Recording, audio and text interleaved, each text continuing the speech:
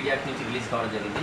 తన పంతాన్ని మార్చుకోకుండా అదే విధమైన నేరవృత్తిలో కొనసాగుతూ తిరిగి కోటి నుంచి మొదలుకొని మెహదీపట్నం వరకు బస్సుల్లో పిక్ ప్యాకెట్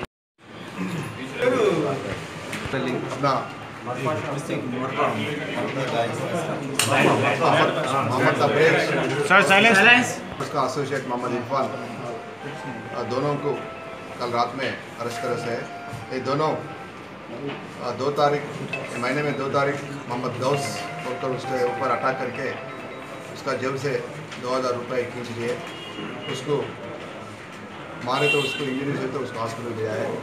और 2 तारीख से अब्सकॉन्डिंग है। रात में इन लोगों को अभिनर PS में अरेस्ट करे। ये तबरेज पूरा 16 केसेस में एक्यूज रहे उन्होंने। इरफान तो ये पहली बार उसको अरेस्ट कर रहे हैं। ये तबरेज कैसर बोलकर राउडी शीटर का एसोसिएट है, इसके ऊपर भी राउडी शीट है तबरेज के ऊपर भी।